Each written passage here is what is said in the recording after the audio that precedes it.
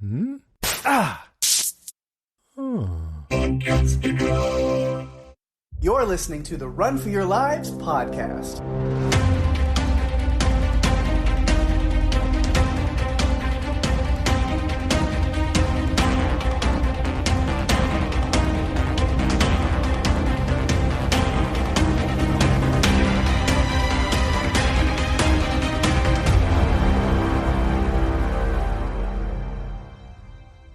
Hey everyone, welcome to the show. I'm Daphne. And I'm Pake. And this is the Run for Your Lives podcast. This episode is the Season 5 finale, our Season 5 look back special. Take a look back at some of our favorite monsters, characters, movies from Season 5 here of Run for Your Lives. And then if you've listened to previous seasons, look back specials, where we go over all the movies, the episodes we've done, and pick our favorites, we've altered the format a little bit this season. But I was kind of inspired by Oscar's season, which was also this season, in the early part of this year. So I asked Daphne what she thought about doing kind of an Oscar style look back special. So we'll do our usual format in a way, as we have our categories of characters, monsters, movies, and we have our list of 5 choices. It used to be our top 5, and we'd have 5 apiece and go up there. But now instead, they don't have to be in any specific order. We each are going to bring 5 nominations to the table each in each category, and then we have to, in real time, we have not discussed beforehand any of our picks, anything. Mm-mm. Then we have to work together as a team to give a fake award trophy that only exists in the internet and the digital cloud of this podcast to that movie or character or monster or whatever. So we have to kind of decide which one gets the award. And I think the best way to do that is if there is overlap, since we haven't discussed previously, then those characters, monsters, movies, I think have to kind of take the forefront of being the one that gets the award if they're on both of our lists. But we can make arguments for one that only one of us has if we really feel strongly about it. But we'll discuss in real time, so you get to hear some maybe fiery debates. Who knows where this will go. Well, I am feeling extra feisty today, so I'm down for a debate. I am down for discussion. This is going to be different, but I think it's going to be fun, like Pake said. I think it's fun to switch things up like this. I think being able to talk about the characters, movies, monsters, everything this way is just a lot of fun. I love getting to look back at what we've covered all season.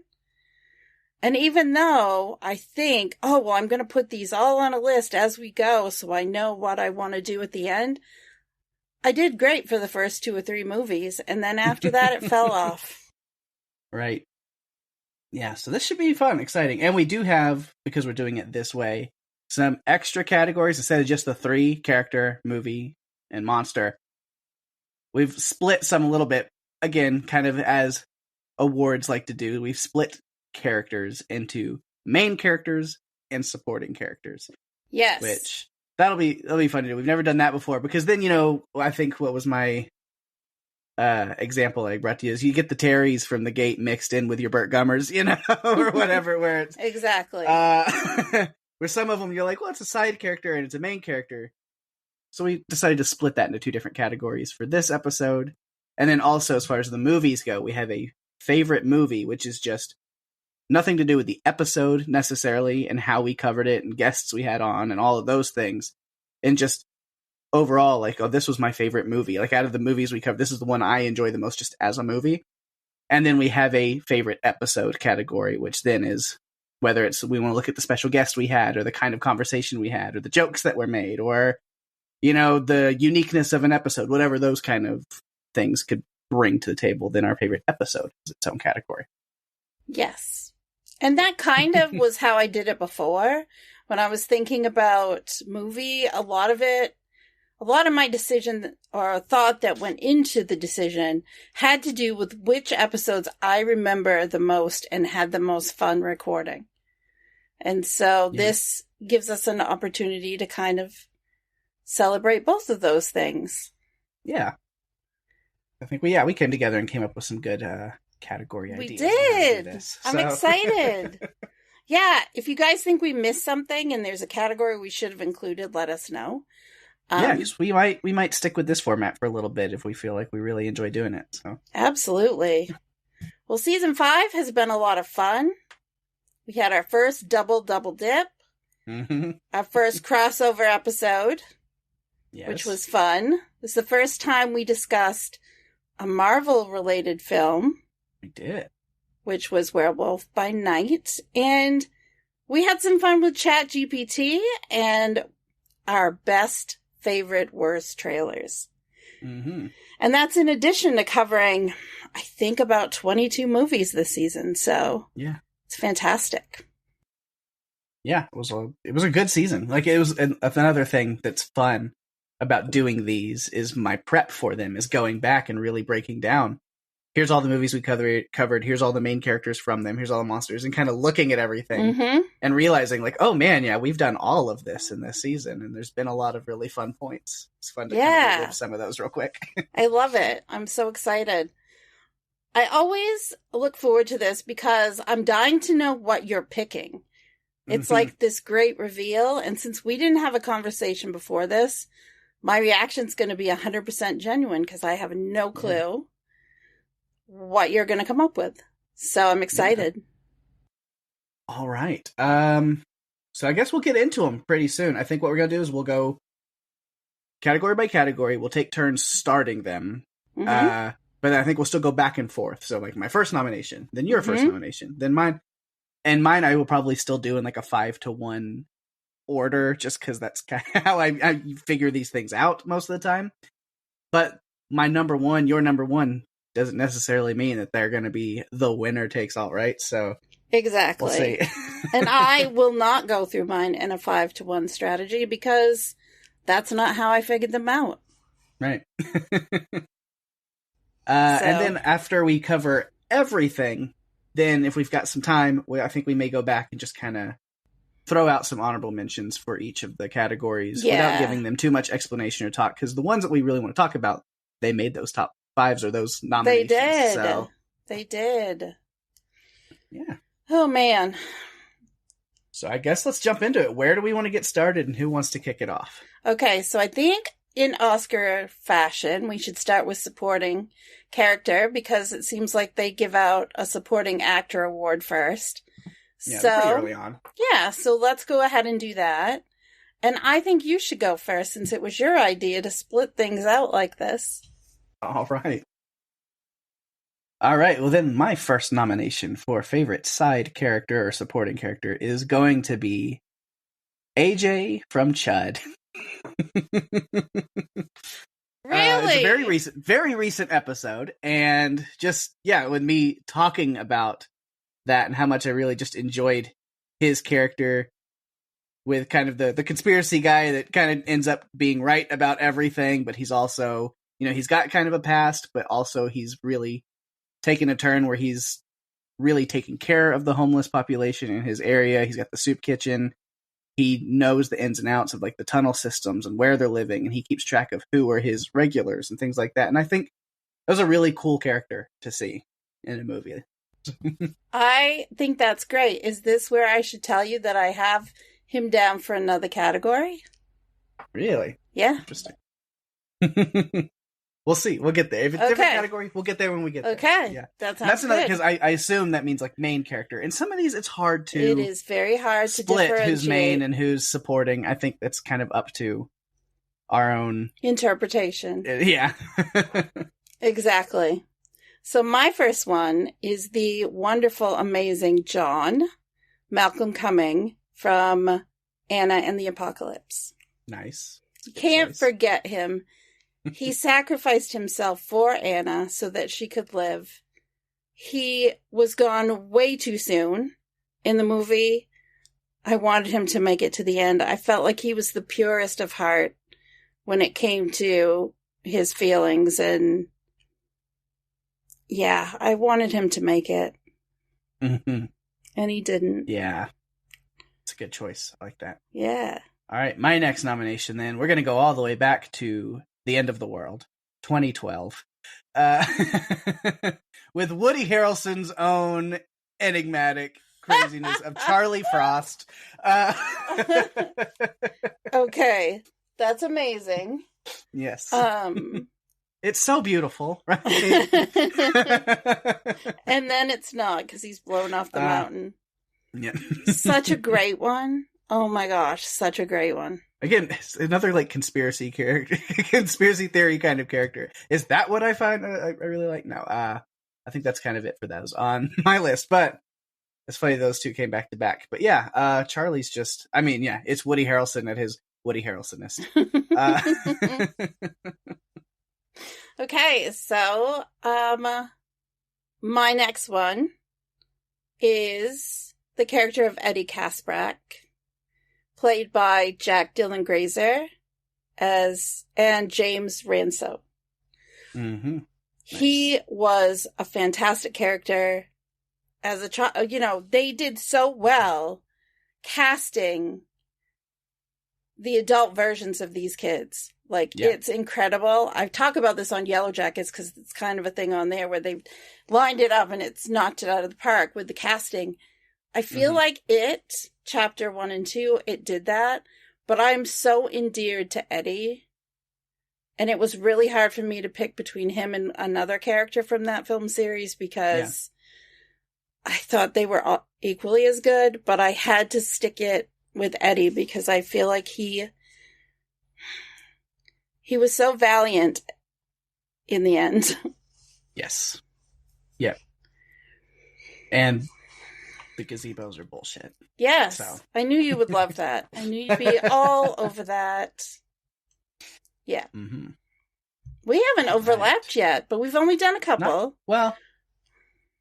Yeah. Well. Yeah. We'll see. Okay. I'm going to save an overlap for later, I think. No. Instead of just going, I had this person too, I'm going to just like, where they would fall, that's where they're going to fall. Okay. But my next one, because then that way if I'm like, well, I had this one, then maybe we have the rest from that point on, and then you just get to say all of them. So I want to make sure to get some of my choices. Oh, is that what it's about? Okay. Maybe. Okay. All right. So my next nomination, the greatest old lady anyone's ever known. She butts into people's business way more than she should, but she's got the handle on a mean can of peas when she needs to chunk them. That is Irene from The Mist. Love her. Love her.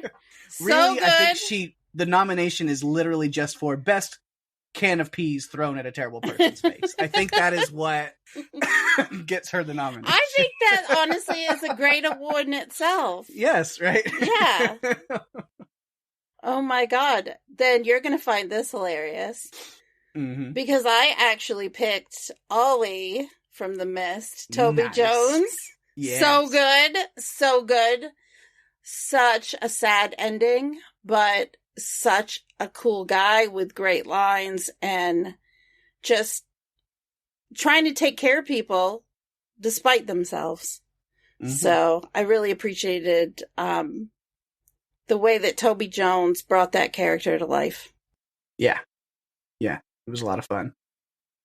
Great with a gun. Absolutely. It was the one they could rely on. The only one they could rely on. All right, then. My next nomination.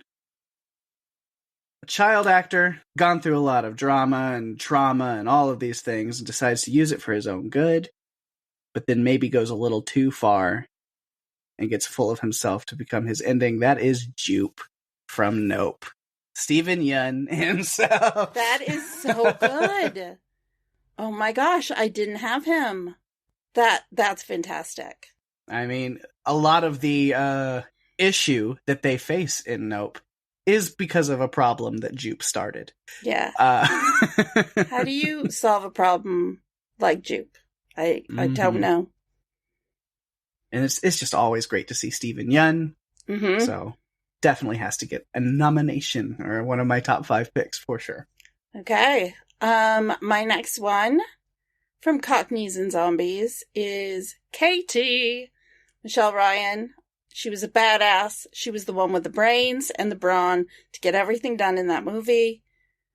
It was hard for me to pick between her and Grandpa Ray because he was equally as entertaining and fun. But Katie was a badass, and you know how I feel about a badass female character. Yes. All right, so that leads to my last nomination. So, like I said, there was some crossover. So maybe this will be the winner if it's the only crossover we got. But yeah, the gazebos are bullshit, and you know I'm going with my boy Eddie. Yes. Yes. Eddie Oh my Kaspbrak, gosh. Jack Dylan Grazer from chapters 1 and 2. Awesome. I'm so glad. I didn't know if we would have any overlap. And I just think they just brought that character to Grazer life. and Ransome both, like you said, just the way that they both portray that character. I mean, Grazer is so funny, and then James Ransome comes in and builds on like the adult version of that, which still has that wit, but like the anxiety has just kind of continued building and building on him, and the relationship with him and Richie and all of those things. Yeah, so I mean, as a character, both of those actors did such a phenomenal job with that. Yeah, Eddie has to be like the favorite side of that part. Oh, definitely. Oh my gosh. I'm so glad that you picked him too, because I didn't want to have to go to battle for him, but I just feel like he's so fantastic, and the mannerisms and the way that the story continued, like you just said, it made it consistent going from part 1 to part 2, and I really loved it. Okay, so my number 1. I remember another season we had John Goodman on our list for some ridiculous reason, for a dance and craziness. So I have him on my supporting list this season for his portrayal of Delbert McClintock from Arachnophobia. Yeah, He was hilarious. Wasn't he great? I mean, he really was.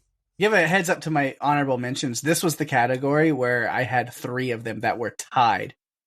And I could only take 2 of them to be like 5 and 4, and AJ and Charlie Frost moved on. Delbert is the top honorable mention. He was right there at that selection point for me. So yeah. Oh my gosh.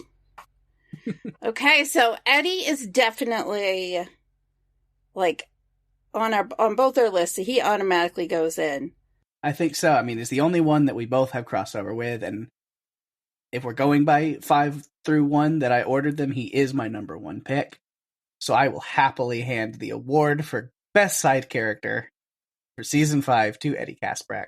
I agree. All right. So we have a winner. Yay, that one wasn't too hard to do. It's only gonna get worse from here.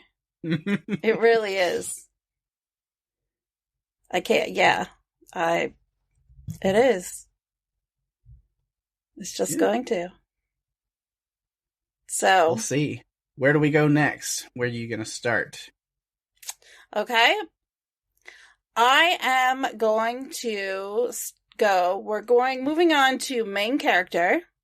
All right. And the first one that I am going to bring up is, I love me some Anya Taylor-Joy, Margot from The Menu. Nice. She was great, tough, smart, just a great character. And definitely, she did such a fantastic job bringing her to life. Mm-hmm. Just amazing. Yeah, I'm a big fan of Anya Taylor-Joy as well. And yeah, that character of being somebody just doing what she feels like she needs to do, to standing up for herself and realizing she still doesn't have to take any shit, but then also like figuring out what's going on and being able to talk her way out of it. Yeah. So yeah, super smart, great. Super smart. Really liked it. Mm-hmm. So what do you have on your list? What's the first one you bring to the table? All right, my first nomination. He's not a terrier, I promise. It is Jack Russell, Werewolf by Night. That is a fantastic choice. Yes. Really, it is. I mean, it's the first Marvel superhero, Marvel character that we have covered and talked about, and so it feels right. I'm a huge MCU kind of guy, so it's like, man, we got a Marvel character. He's getting a nomination. One is Marvel, I love him, but also Werewolf by Night just on its own was so much fun, and to see his performance of that was really good. Agreed. So my next one is Gail Garcia Bernal, Jack Russell from Werewolf by Night. All right. Yeah. Plus, he's like one of the main guys in Coco, and I love Coco. Too. He's one of the main voices in that, so it's always.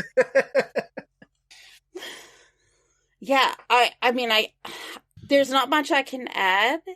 I just covering, like you said, getting to cover a Marvel film finally. Mm-hmm.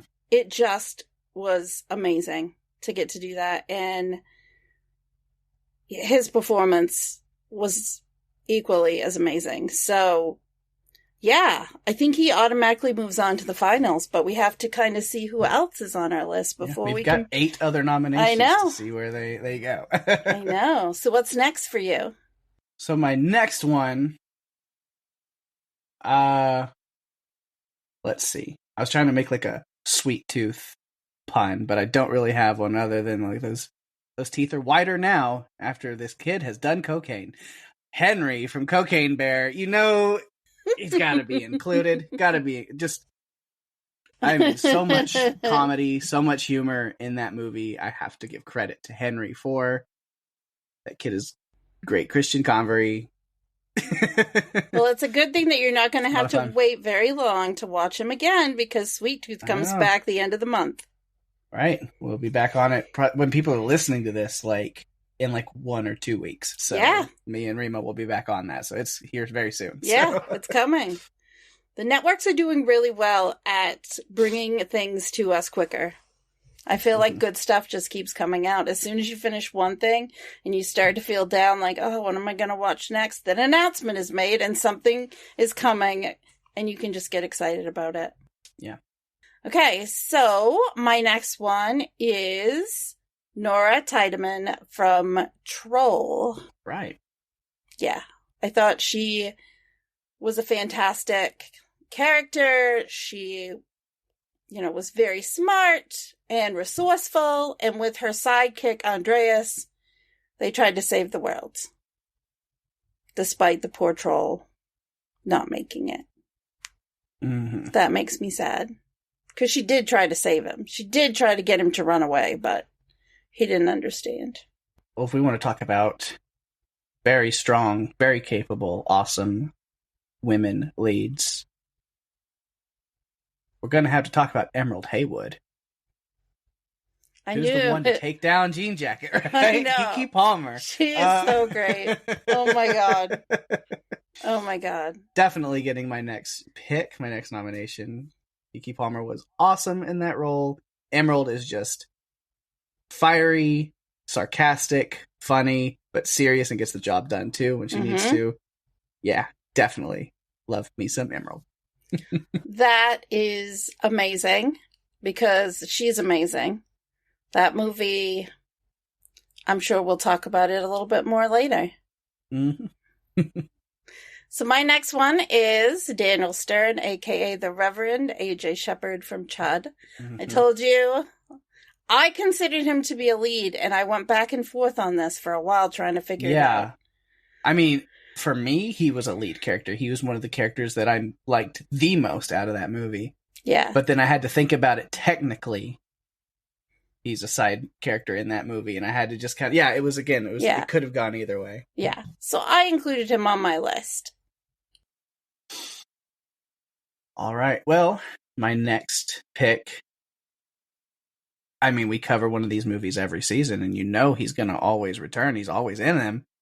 Bert effing Gummer. The man, the myth, the legend, the graboid hunter extraordinaire.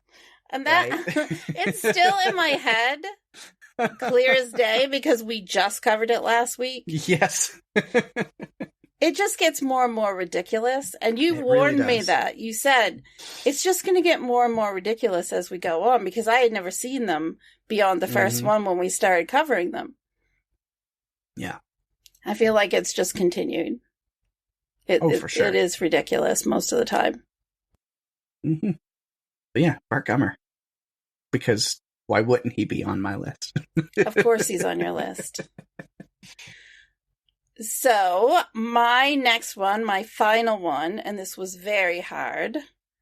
I think you'll find it quite amusing. It's Keke Palmer, Emerald from Nope. All right.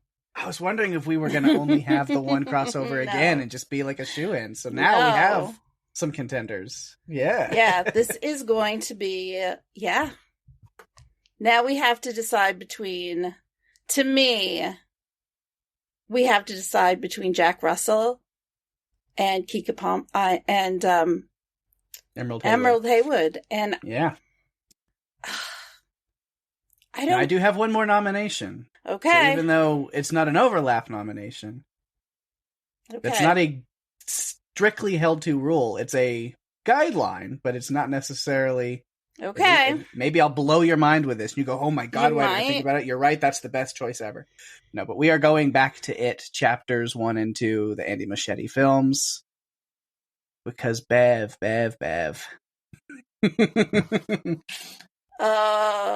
How can you go against that? Because both of the actresses were so amazing. Yes. I mean,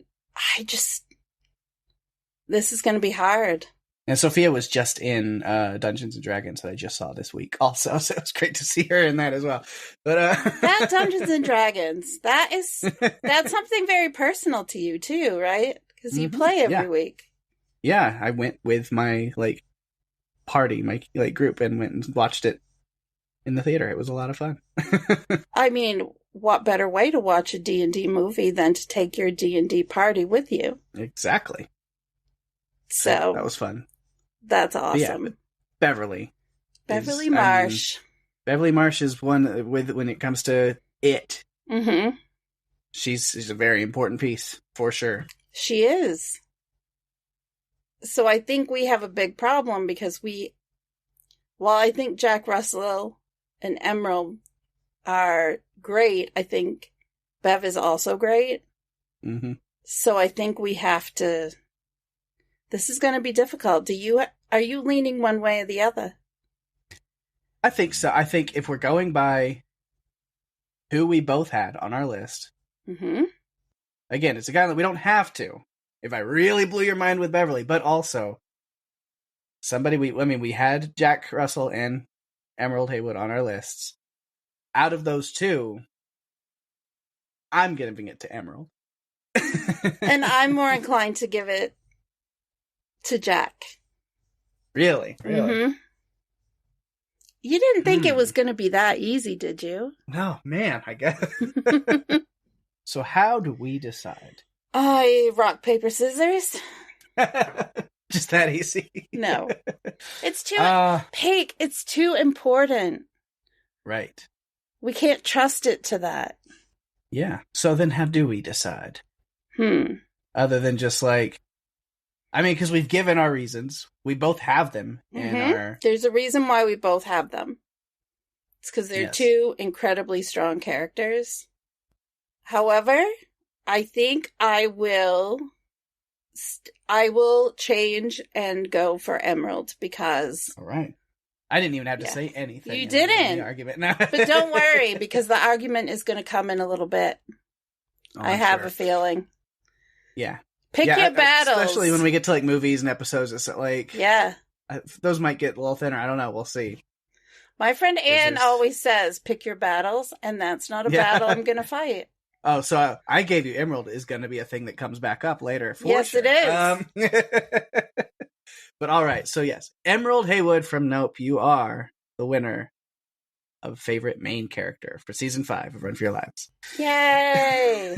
And now we're moving on to my personal favorite category, in addition to episode, which I love. However, threat to me is Well, let's just face it. It's the reason we do this podcast. Yes. It is the reason we do it. So I feel like this is the category we have to be really careful about who we pick. Yeah. Yeah, so we are calling it the Favorite Threat Award, Favorite Threat category. It's been Favorite Monster in the past, favorite, but then, disasters, and there's also characters who are the kind of main villain, really, that get thrown in. So, yeah, so just really the main threat. What is the monster, disaster, or person who causes the most problem for these main characters that they have to either deal with, fight, or overcome? Yes. And you get to go first. All right. Well, if I'm going to have Burt Gummer, then we got to include his nemesis that he's spent all these years training and perfecting the art of hunting, the graboids themselves. Especially these frozen pre-Precambrian Canadian graboids that, what did I say in last week's episode? They can come flying out of the ground, diving back in like a toothy snow dolphin or something yes. like that. Exactly. I think that next season, when we cover our final Tremors film, we're going to have to give some Lifetime Achievement Award to Burt Gummer. Right. To Michael Gross and the Tremors franchise for being so instrumental. I mean, he didn't win main character, because if he did, maybe I could come up with a trophy to give him in person in a few weeks. Yeah, no. But we didn't. He didn't get the win. He got a nomination. Maybe I'll get him a little plaque. Yeah. I mean, Tremors is the first movie we ever covered on this podcast. It means a lot to Run for Your Lives. It's a staple here. So it's going to be weird for you when we hit season 7 and you can't pick a Graboid movie. I know. What are we going to do? It's just going to be different. Okay, well, my first one that I'm going to bring is Chef Slowik from The Menu. Nice. You have to. I mean, he has to be on the list. He's menacing. Yes. Controlling. Creative. Terrifying. There's so many adjectives and so little time. Tortured, yes. Yes, Ray Fiennes did such a great job. Yeah, absolutely. So perfect. Great choice. And what is your next one? All right, well, I mean, it should be no surprise. I love the goofy stuff so much. So again, it's a little more recent one that we've covered, but the Cocaine Bear.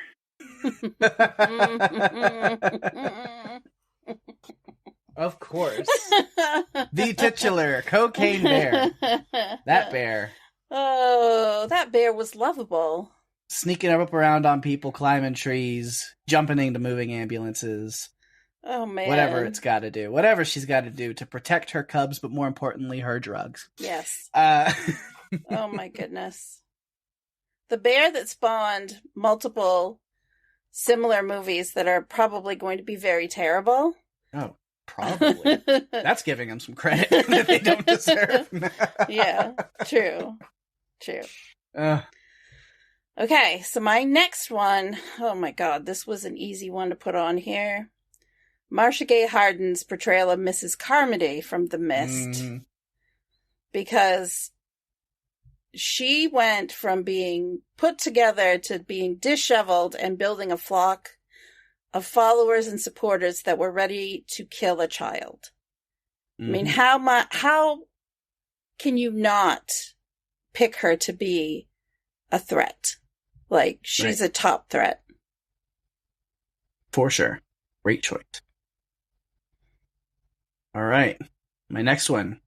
He may not be real, but he's definitely still dangerous, even if he's only inside his head. That is the Canker Man from Before I Wake. Oh, the Canker Man. Oh, that is such a great choice. Yeah. Oh, man. So many just truly creepy, terrifying moments. Yeah. In perfect Mike Flanagan fashion with that entity, that idea in that movie. We do love Mike Flanagan on this podcast. And then the reveal of what it actually is and where it stems from is just heartbreaking and great writing and clever. It's so clever. Yes. Very clever. So my next one is from Nope. Jean Jacket. Crazy alien that ingested people, because I can't, I mean, it ate them, but I feel like ingesting really describes what it did more. Yeah. Based on what we saw. And it's a great remix DJ. Oh, yeah.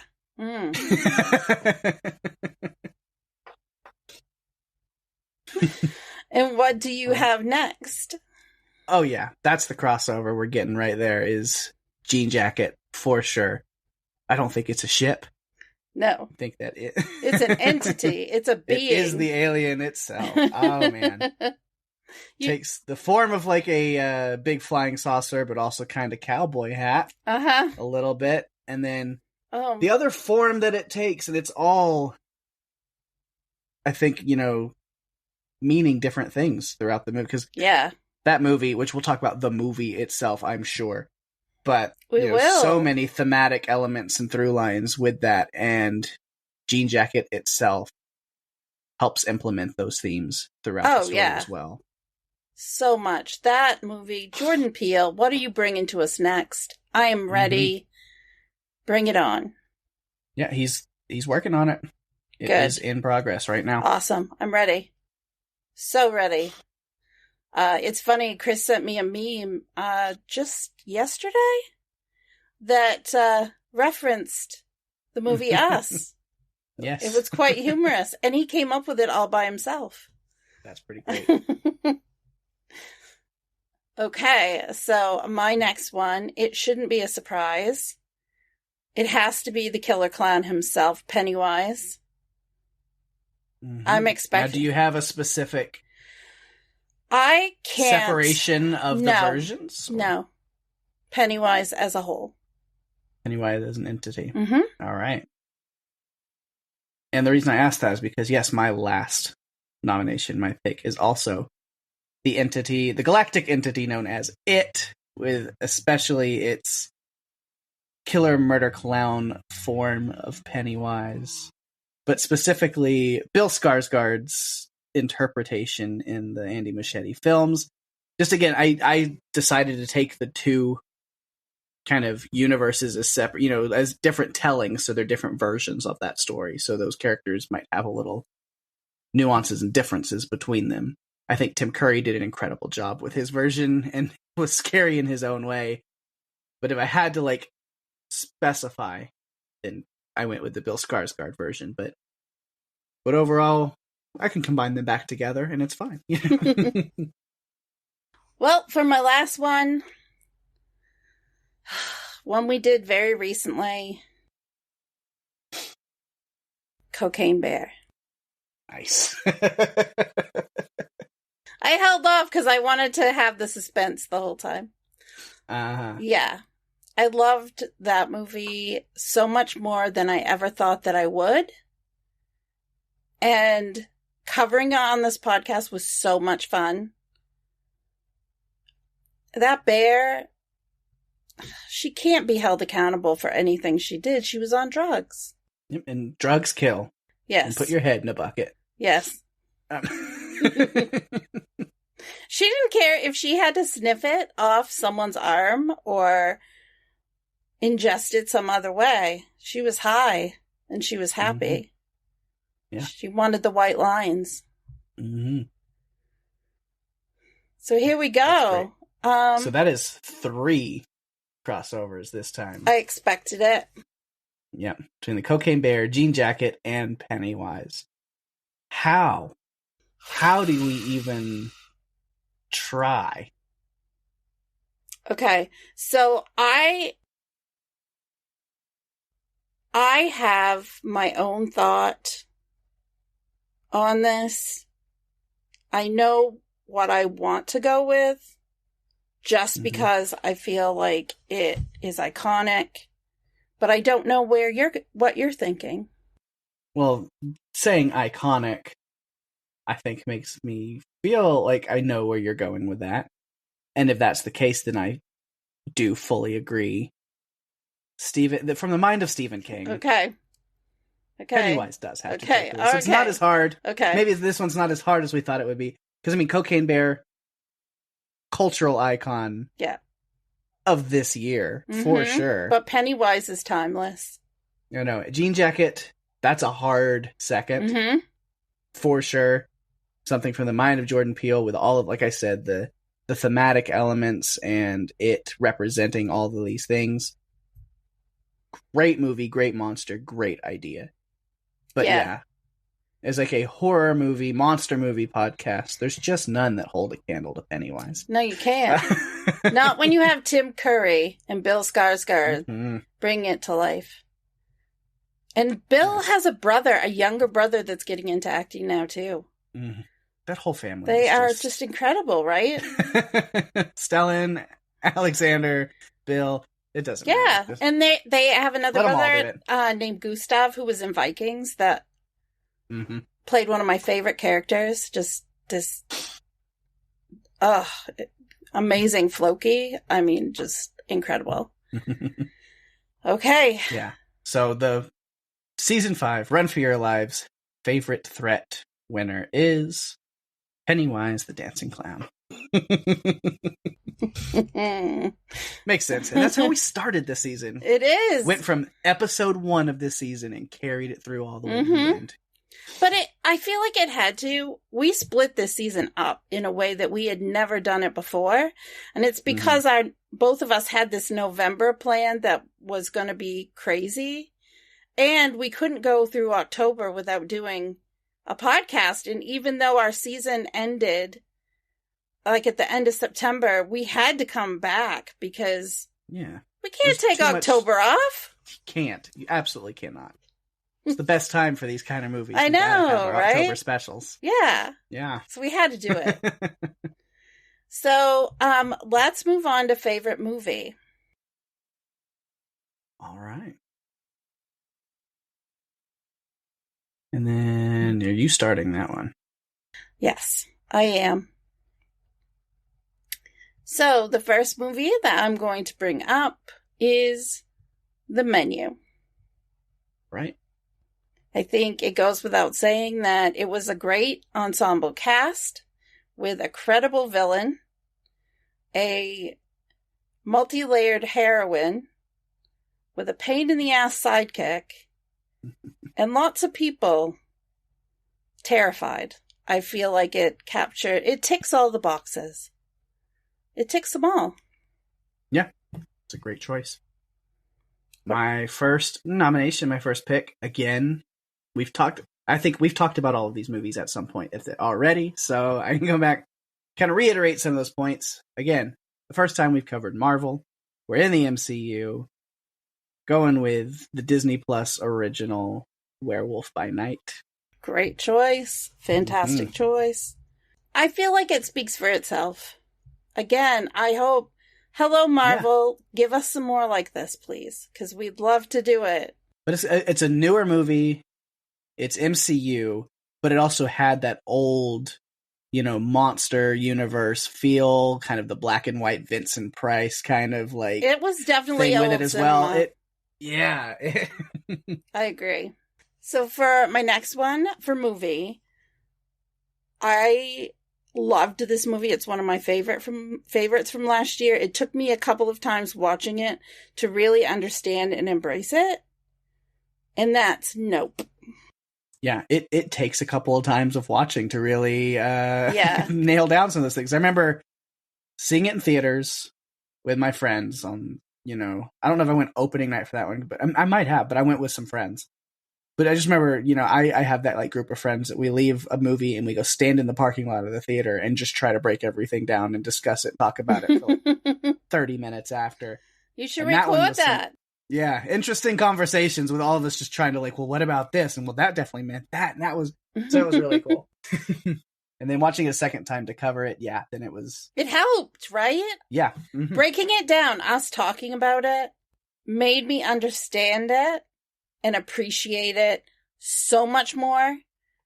And now it's one that I feel like I'm going to go back to. Yeah. Like once a year and watch, because it was different. I think Jordan Peele continues to bring something different to the table with each of his films, which is why I'm dying to know what he's doing next, because I'm ready. Mm. And please don't be a comedy, because I don't want it to be a comedy. I want it to be another clever horror movie. Oh, I'm pretty sure it is. He's so good with it. So what do you have next? All right, my next movie.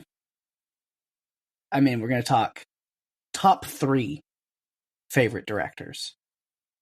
He's always in there. And that is, you mentioned it earlier, from the terrifying yet heartwarming at the same time somehow mind of Mike Flanagan, Before I Wake. That's a great choice. It's just because it is. It's the Canker Man, like I mentioned, is kind of this idea, and it's so terrifying, but then it all comes from the head of this young child from Cody, which tiny little baby Jacob Tremblay is crazy to go back and see him. And yeah, so to like play off of this, like, it really pulls at your heartstrings when you're like learning about like the trauma and the story of this child mixed with the horror of the things that go on in this situation, and then the family aspect of it. And yeah, it's Flanagan through and through. And you had me at Flanagan, okay? Yeah. Okay, so my next one is It Chapter 1 in particular. So fantastically done. The acting, the kids, the level of professionalism, like, was fantastic. These kids really knocked it out of the park as an ensemble cast. Yes, absolutely. I mean, there was a lot of disturbing material in this film, and those kids, the way they handled it and told the story was amazing. Mm-hmm. It is a great Losers Club, for sure. No, Lucky 7. Losers Club. No. You know that's a battle that I will fight, right? I think you gave in on that when we covered those movies. No, I don't. I don't know that I did. I won that anyway. Maybe in your own mind. Yeah, which, I mean, that's what's important right now. Nomination, my next movie. We'll move on. Cocaine Bear. Oh my God, again. Cultural impact of 2023. The movie that everyone saw the first trailers on and went, this is going to be so stupid. And then we all flocked to theaters to go see it and went, holy shit, yeah, this is real stupid, and I love it so much. Oh, man. It was really fantastic. The monster gore mixed with the comedy, mixed with just the elements of the characters within themselves, like, I guess to its detriment, yeah, it was hard for me to like look at main and side characters for that movie because it's all just an ensemble of everybody kind of on the same level. It's just a bunch of characters thrown into this crazy situation. And yeah, so maybe you get a little lost in like too many storylines going on, and I can get that. But it all just comes together so well. Once you kind of hit that midpoint of the movie and you realize like, oh no, it's worth it. Yeah. Well, my next one is The Incredible Werewolf by Night. Nice. Had to pick it. It was so amazing to get to cover a Marvel film. We've talked about it tonight. It's just, it has to be included. You have to include it in this list. Yeah. All right. Well, then my next choice, I've got 2 left. Yeah, again, if you want to talk top favorite directors, Mike Flanagan was in that list, but you know what name is going to go hand in hand a lot of times when I'm asked that is Jordan Peele. And so that is why Nope, for sure, one of my favorite movies of last year. But like even just in general, so good. one of those. Speaking of Oscars, which was kind of what made me, come up with this idea in like its very infant stages to do the things this way. Man, what a snub. Nope should have been nominated for an Oscar in some category somewhere. What was wrong with that? Come on. At least in screenplay. Because it's a sci-fi, like, horror film. It's like, genre just doesn't get love at the Oscars. That's something they need to work on. Marvel's starting to get up there, so. It is, and Jordan Peele has already got some love from them for Get Out. Mm-hmm. Yeah. He did. Because I watched the Oscars. The whole, I recorded, I didn't get to watch it live, I was at work, but I watched it when I got home from work. And they had, when they showed, the power of cinema, thing, and they showed, these clips from all the movies of the year, there was clips from Nope in that video package they showed, because there's movies that didn't get nominations that, got nods that were part of that. And there was stuff from Nope in that. So it's it was on their mind. It's come on, throw them a nomination somewhere. What do you... I feel like you have to, right? Mm-hmm. Yeah. Okay, well, my last one is Cocaine Bear. All right. Yeah, and we talked about that. There's a lot of crossover in this one, which, yeah. Like we would, because my last one, Chapter 1. Oh my God. The introduction to the Losers Club, to the kids, to Bill Skarsgård as Pennywise. All of their chemistry on screen, just incredible. Yeah, this is going to be a rough one. So we have 3? We have 4? It, Nope, Cocaine Bear, and Werewolf by Night. Okay. Oh, can I phone a friend? It's not like that, is it? Oh, I don't think so. No. Nope. Nope. And it's hard because, what did I just say? I said Nope should have been nominated for an Oscar. So is this our chance to, fix that situation, remedy it, and give them a win on Run for Your Life? It may not be an Oscar, but it's a... We've not named it. We haven't named it our yet. award. Maybe you should ask ChatGPT what the name of our award should be. Mm-hmm. A runny. A runny? No, that sounds terrible. Welcome to the runs. No. That is a bad idea. That's a really bad idea. A riffle. RFYL. A riffle. People actually, that's what they call our podcast, riffle. I've never heard that. I heard that once the other night, and I was like, huh. I never thought of that. I just call, RFYL or Run for Your Lives. Yeah. That's, maybe the riffles. The riffles? I don't know. Okay. They didn't get an Oscar, but maybe they get a riffle. Is that what Nope gets? But also, I mentioned, if this was my award ceremony, then I said, because I listed them kind of in 5-1 order. So have you noticed what has been literally the number one, my final pick every single time has been a character, monster, or itself the movie? It has been it. Chapter. It has. So, just based on that, they're definitely, you would call them in my own picks. They got the suite of my nominations. Yeah, but you don't get to make all the decisions yourself. I don't. And then we have our kind of creature, whether it's an actual animal or a man who turns into an animal. We have our creature underdogs between, Cocaine Bear and Werewolf by Night. I know. And I kind of feel like they need a little bit of love. And so I'm inclined to go with Werewolf by Night. And you're not, because I can tell by the look on your face. Yeah. What are you feeling? Like I said, my number one, I'm giving it a sweep, would be It Chapter 1, but also with the Oscar talk, I feel like Nope really deserves it too. Okay. But speaking of Nope, am I going to have to brace for the you got Emerald earlier, or are you willing? No, not yet. Maybe not yet.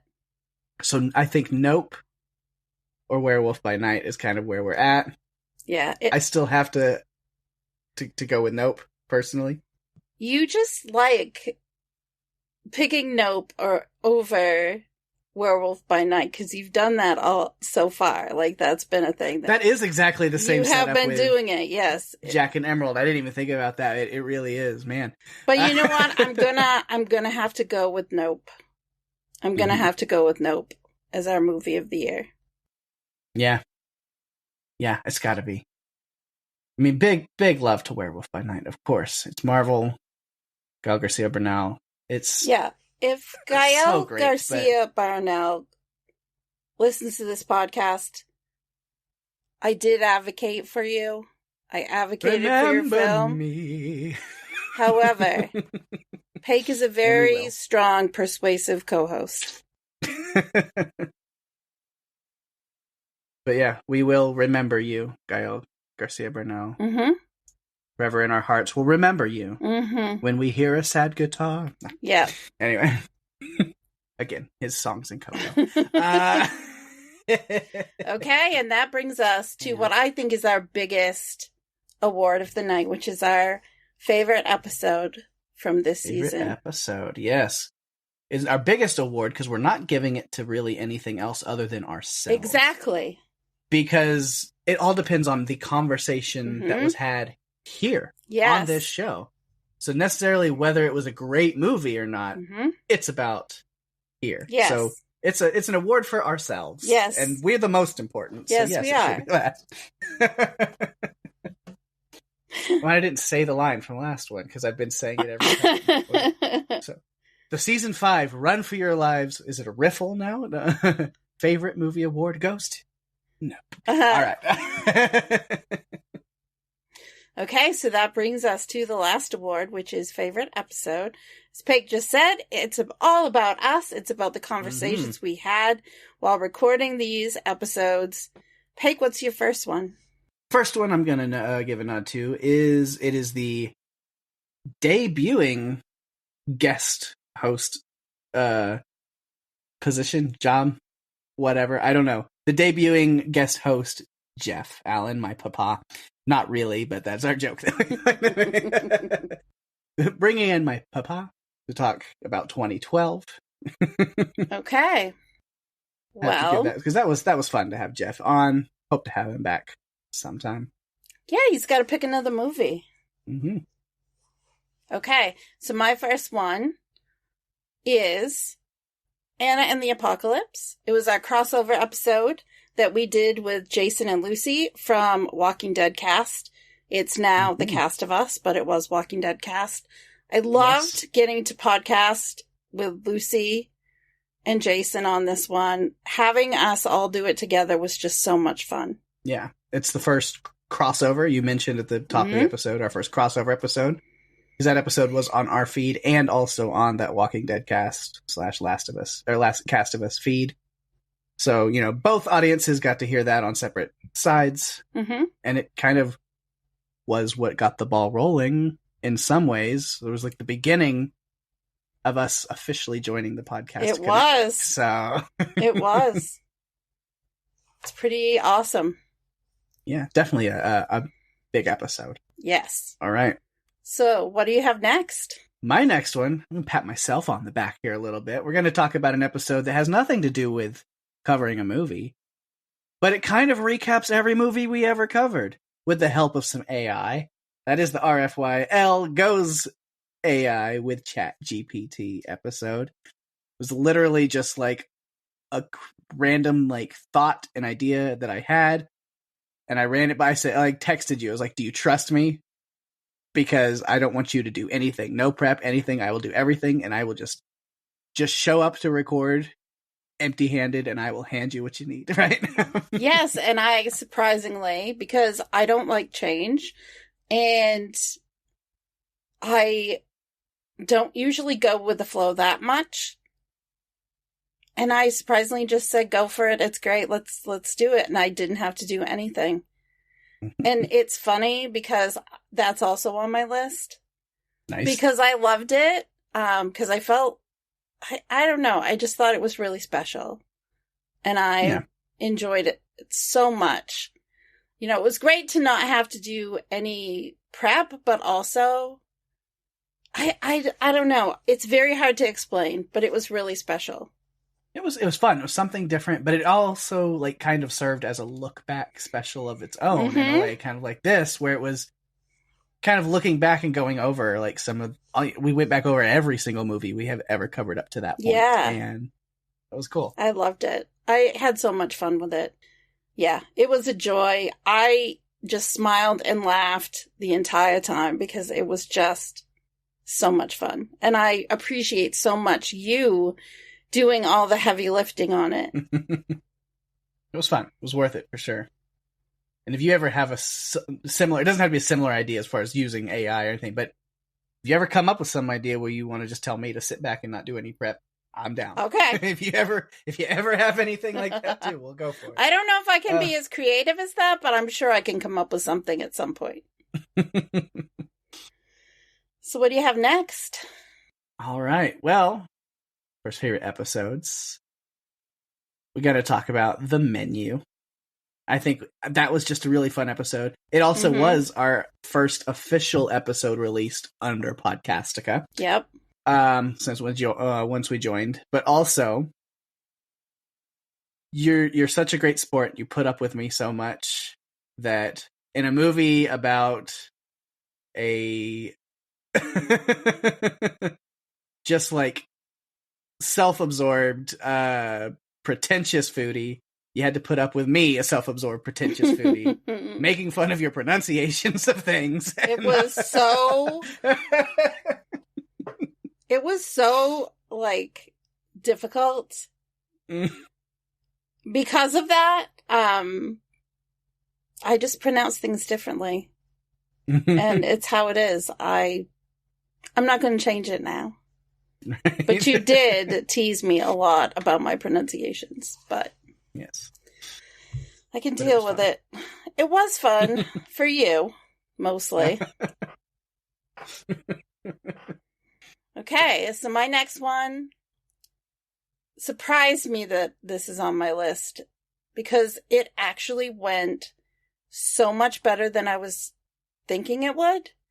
And that was Cocaine Bear. I had so much fun. Yes. We had Alex on for that one. People, I mean, I think we explained, Alex is the one who brought us that movie. Yeah. He sent us the movie art and then the trailer, and I was just like, no, this is going to be a train wreck. But we both watched the trailer and were like, oh no, we have to cover this, and Alex, you have to be on with us. So this was his first time on Run for Your Lives, and we just had so much fun, the laughing, and it was just great. I really enjoyed that episode. Absolutely, which is why it is also my next nomination. Is not surprising. Having Alex on, talking about that one, all of just the great jokes, the insanity that it was, and having Alex on, somebody else who loves to just make ridiculous jokes at the drop of a hat as well. So, yeah, you put up with both of us. I did, but it was so much fun. Editing it, I think. It was one of those episodes that when I was editing it, I just couldn't stop laughing the entire time. Even if you two want to give me shit about Airplane Starship, which I was right and will ever say, they totally thought they were right and told me to my face on Zoom, "You're so wrong. Why do you think you know everything?" Only to be proven correct for myself at the end. Oh man, vindication. Wow. I have apologized for that. Alex hasn't yet. No. Oh my god. Okay, so my next one is 2012. Because I also had so much fun having Jeff on the podcast for the first time. We had waited for the timing to work out. We got finally he could be on. And that movie is one that I've seen so many times. And to get to talk about it with you two and break it down and really discuss things and share what I love about it, it really meant a lot. It was fantastic. Yeah, great. And then my last nomination, Oh, goodness. one that we've already talked about. Again, what an awesome 4-person episode, crossover episode. A Christmas special, so many things that it was all at the same time. And in the Apocalypse. Because when you get 4 people together who just love all kinds of crazy, dark humor and horror mix, and we're going to talk about a zombie Christmas musical, it's going to be magic. Yeah. Mm-hmm. And in the Apocalypse, for sure, is a highlight for me. It was a lot of fun to get to do that this season. So, my last one is not one that's on your list, but it has been discussed a tiny bit on here. This episode, I felt really on fire with some of my comments, and I was happy with my own performance in the episode and the discussion, and that was for Before I Wake. Yeah. Yeah, that was one of our, I think, last episodes before we switched, or it was right after we switched to Podcastica, but I just really felt good about that episode. I felt like I was a real podcaster. That I know that sounds silly, but I did. Yeah. So I wanted... It was a good one. Wanted to give that a little love. All right, so at the end of those nominations, what do we have as crossover? Again, I think it's 4 crossover. It is. And I don't... And in the Apocalypse, Cocaine Bear, the ChatGPT episode, and 2012. Okay. So now I'm going to remind you that I let you have Nope and give all the Nope love. And you did. What I want to do with this might surprise you. What are you going to use this power for good? Yes. I think the episode that I had, I think for this episode, and given the love it's gotten all night, I think it has to be Cocaine Bear. All right. Yeah. That's fine. What do you think? I mean, it's hard because I'll tell you, the ChatGPT episode, I loved it so much. It has a special place in my heart because of just trusting you. It meant that I let go and wasn't a control freak, and I let you go with it and trusted you to do it, and it worked out so well. Yeah. But I think Cocaine Bear, there's just something about that movie and not just the movie, but the whole thing. Our podcast on it was so much fun. It was. We had a blast. Again, so if you're going to push for it, you got it. But it's like also like, so it's between, it's like that or Anna and the Apocalypse. Again, pushing on that, giving a little because of such a fun crossover thing and everything it was. So those two are kind of my like, it's got to be. But like, you did give me all the Nope power. So if you need the power of cocaine, you can have it. If you really need it. So hard to pick. I mean, I think this season, every season I say, as we're like halfway through, I always say to you, wow, I think things are really clicking. Everything just seems like it's going so great. I feel so comfortable. And this season was no exception. I feel like we covered so many great movies. But there's something about Cocaine Bear as a whole and as a recording. If I was going to listen to an episode of our podcast, I would listen to that one. That would be one that I would listen to. It was fun. So I think officially we can say the Run for Your Lives Season 5 favorite episode winner is Cocaine Bear. Yay! I like it. All right. Well, we've done it. We've given out the awards. We've made it through that look back. We can still do some honorable mentions just to kind of give a little touches of things that maybe were on some of those lists. Yeah. But just a quick little recap. Favorite side character, Eddie Kasprak, It, Chapters 1 and 2. Then favorite main character, Emerald Haywood, Nope. Favorite threat, It/Pennywise from It. Either iteration. Both of them. Iteration. I think I made that joke while we covered those movies. Either one.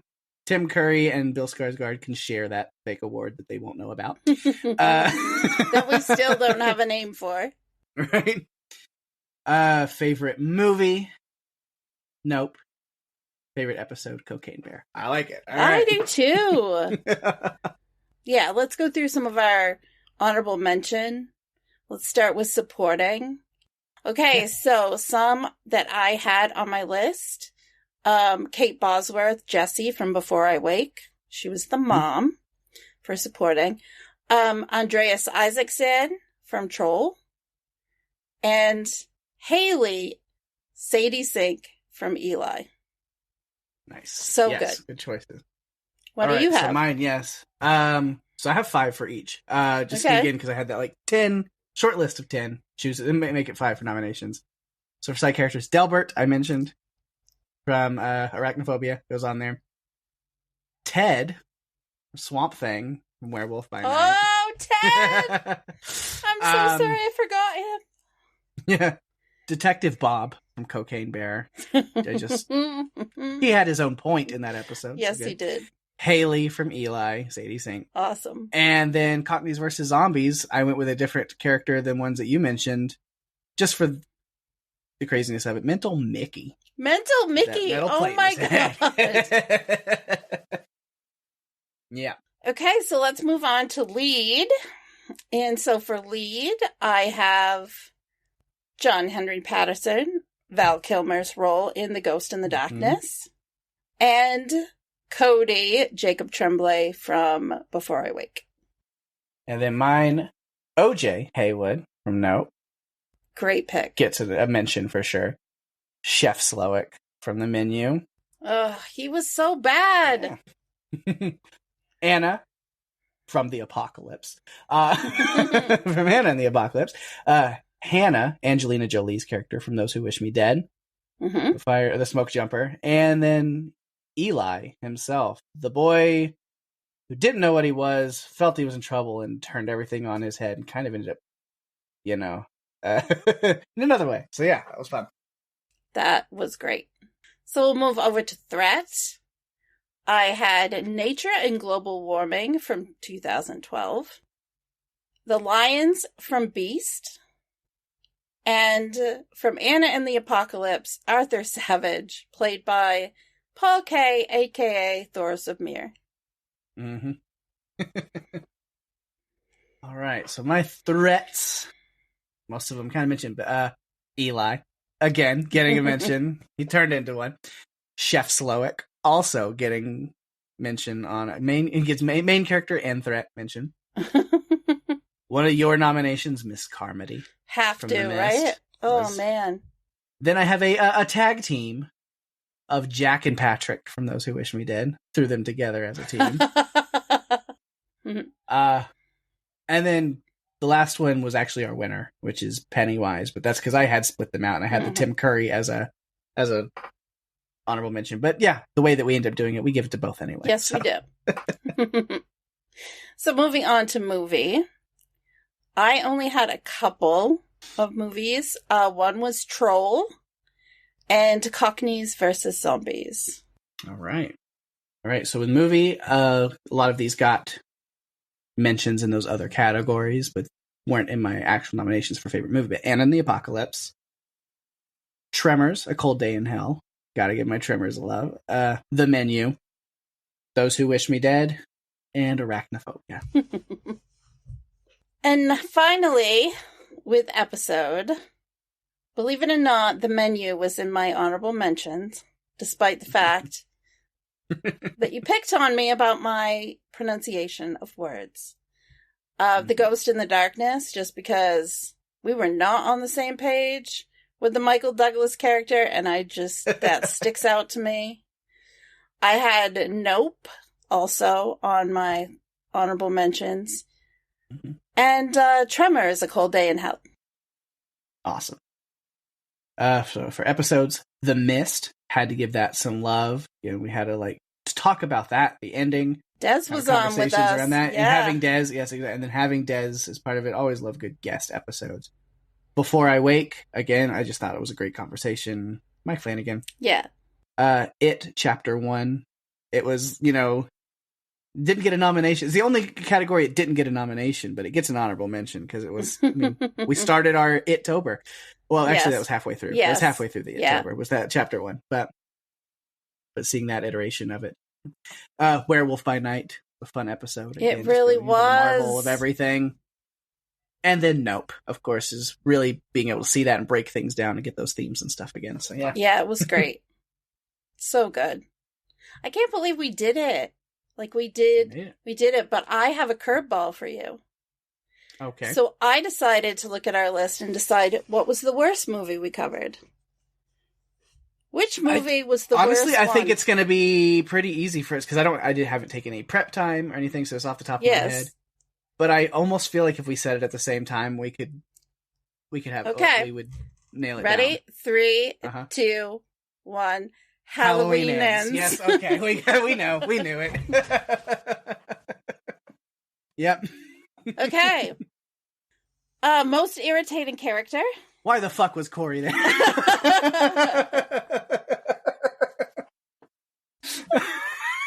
Oh man. Who the fuck is Corey? Why the fuck is Corey? Where the fuck is Corey? Okay, so most irritating character, would you say Corey? Yeah, I think so. Okay, because I said Tyler from The Menu, Nicholas Holt's character from The Menu. Right. And what would you say was the worst threat? Oh man, that one. That one was very easy for me, and I hated to have to put it down. But it was. I am not sure. It was so lame. Because I don't have a full list of movies in front of me right now. I mean, I would say Corey again as a threat. I actually put Michael Myers because he was a shell of a man. They destroyed him. Yeah, because they instead decided that Corey was the main problem. Which he was a problem. He was. He was definitely a problem. Oh man. Ugh. Worst episode? No, we're not doing that because we don't have any worst episodes. No, we don't. All of them are perfect. All of them are perfect. There will be no worst episode. But I thought of that today when I was putting everything together. I'm like, I'm going to put him on the spot and ask him to tell me what he thought the worst things were. Because Halloween Ends, come on. Halloween Ends got the sweep. the negative sweep. Negative. Oh, man. And, if there's anyone out there that's one of our listeners that enjoyed that movie, could you possibly explain maybe to us why you liked it? And maybe it will change our minds, but it probably won't. Let's be real. I'm really glad this season that we got to cover an Idris Elba movie. I think Beast, while it wasn't an Oscar-winning movie, it was just great to be able to cover him because he's one of my favorite actors. Yeah. It's cool that we've recorded 125 episodes of this podcast, and yet a few days ago we went through our film list and it's still over 100. Yeah, we've still got plenty of movies to pull from with stuff coming out all the time. So yeah, doing good. It's fantastic. Thanks everybody for listening to another really fun season. At least it was for us. We hope you guys really enjoyed it as well. A lot of fun movies, characters, monsters, everything. We had a good time. Yeah, and we hope that you guys like the revised format of this episode. Yeah. Let us know if you liked it. And also, did we miss a category? Is there something you think we should definitely keep our eyes on for next season? Let us know. And if you'd like to do that, you can reach out to us, even though we're going to be on a break. Pake and I are still going to be working behind the scenes, getting some episodes ready for next season.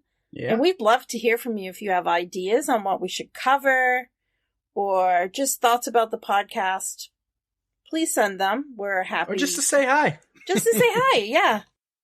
Please reach out. You can do so a number of ways. You can find us on Facebook and Instagram at Run for Your Lives Podcast. You can find us on Twitter at RFYL Podcast.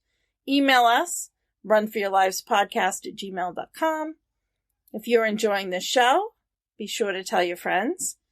We're available on Spotify, Apple Podcasts, Stitcher, pretty much all other podcast players, including YouTube.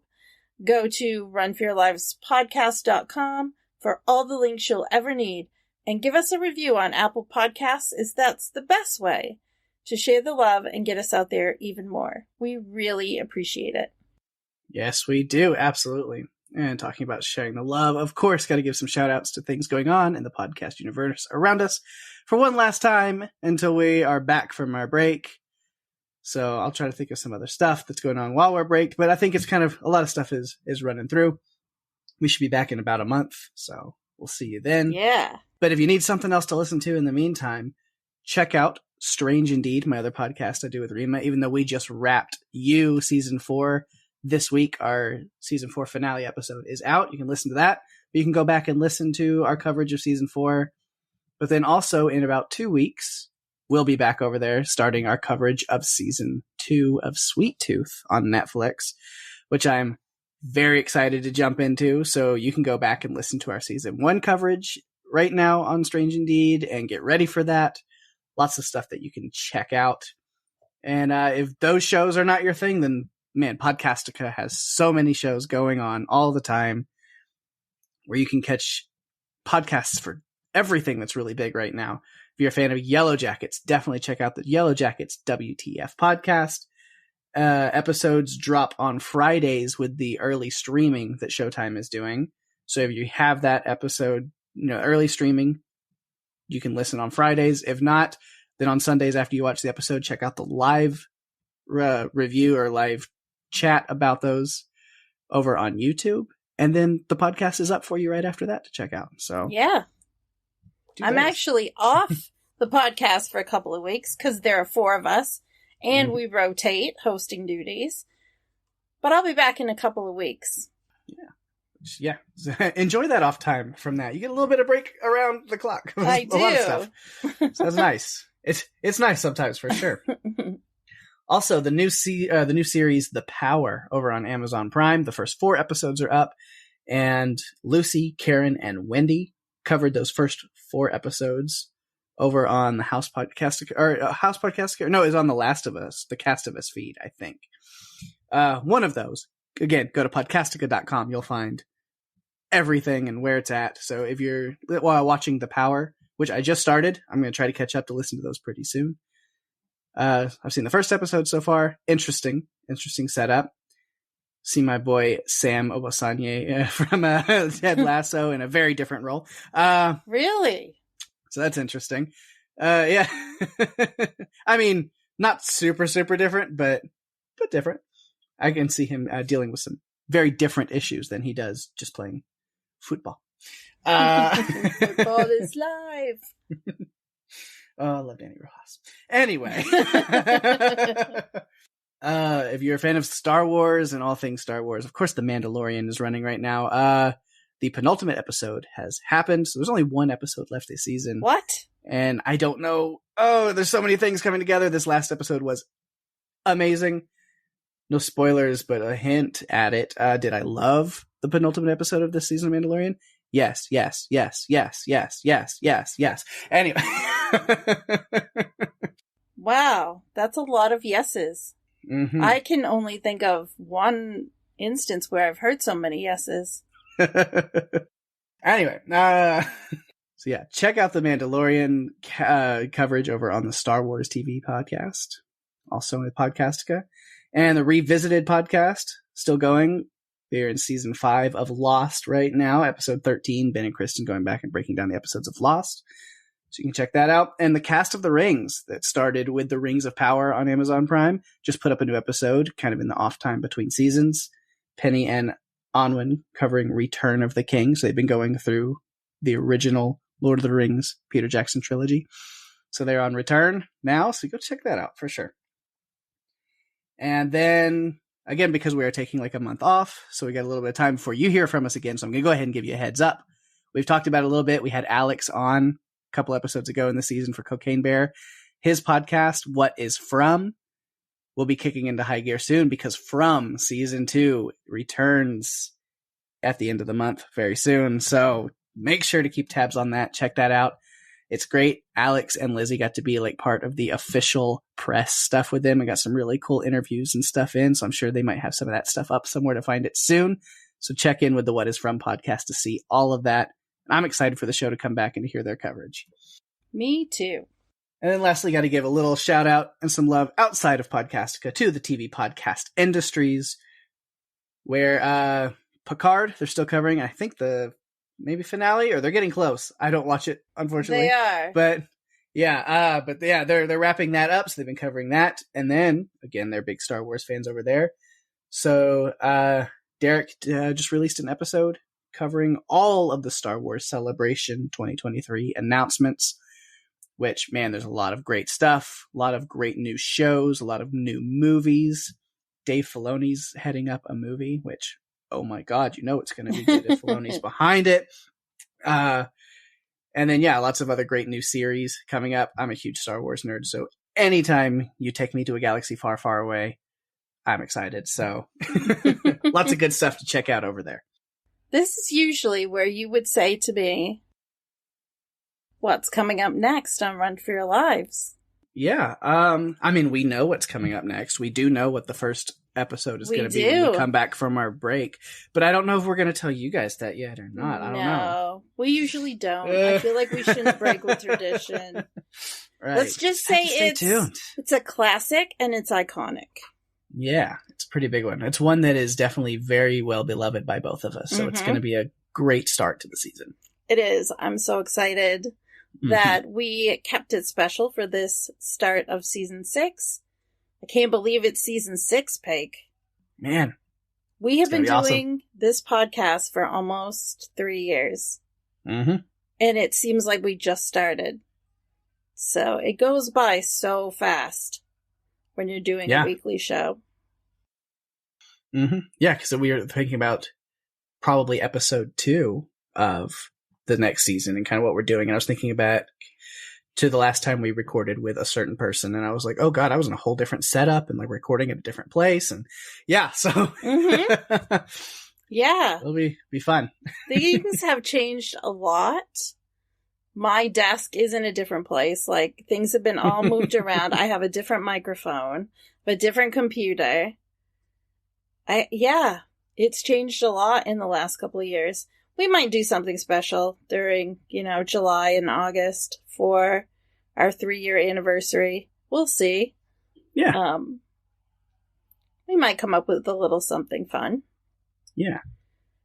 I've got some ideas, but we'll talk about it. All right. Well, we've reached the end of another fun episode and amazing season. Thank you, everyone who's been with us from the beginning, or if you just joined us with our last episode. We appreciate you listening. We look forward to bringing you more next season. I'm Daphne. And I'm Pate. And if you have to run, you better run for your lives. Bye-bye.